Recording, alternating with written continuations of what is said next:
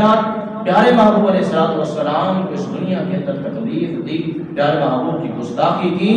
جس بندے نے پیارے محبوب کو پریشان کیا رب ذوالجلال نے انہیں عبرت کا نشان بنا دیا۔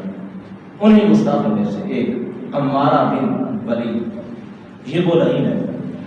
یہ ان میں سے اکثریت جو بڑے تھے کہ جن میں سے عمر بن ہشام تھا، عتبہ تھا، شیبہ تھا، ان میں ولید بن عتبہ تھا، امیہ بن خلف تھا، اور عقبہ بن ابی معیط، اور یہ سارے کے سارے بڑے جو سرغنے تھے، یہ بدر کے مقام پہ کیا ہو واسطے جہنم ہو گئے۔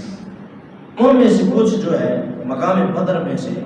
جہاں پہ جنگ ہوئی، اس میں جنگ کے اندر جو ہے وہ قتل نہیں ہوئے، واسطے جہنم نہیں ہوئے، لیکن یہ تھے کون؟ جو تاجدار کائنات پیارے محبوب کو تکلیف دینے والے۔ انہی میں سے ایک عمار ولید ہیں کہ یہ وہ بدبخت ہے کہ جس نے تاجدار کائنات پیارے محبوب علیہ السلام کو جو ہے تکلیف دی۔ تو عمارہ بن ولید جو ہے،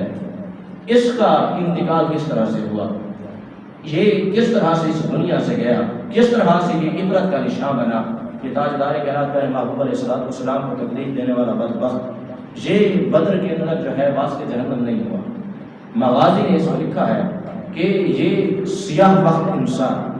یہ شقی القلب انسان،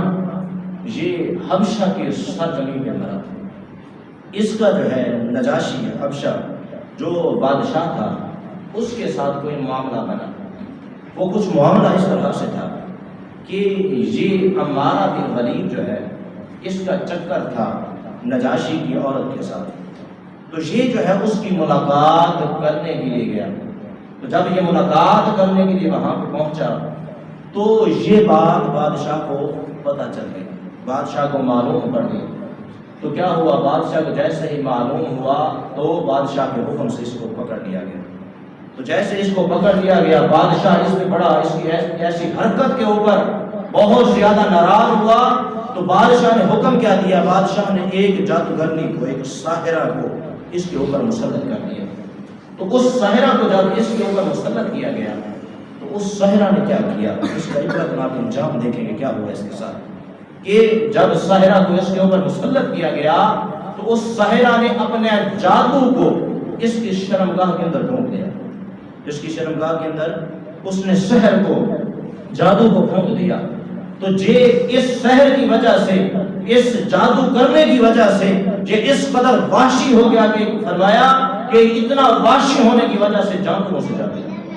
اور جب جانوروں سے ملا تو اسی تکلیف کے اندر اس کی شرمگاہ پھٹ گئی، اور اسی حالت کے اندر حضرت عمر بن فاروق رضی اللہ تعالی عنہ کے دور کے اندر یہ واسطے جا ملا، یہ دور کے اندر جو ہے اس دنیا سے دفع ہو گیا۔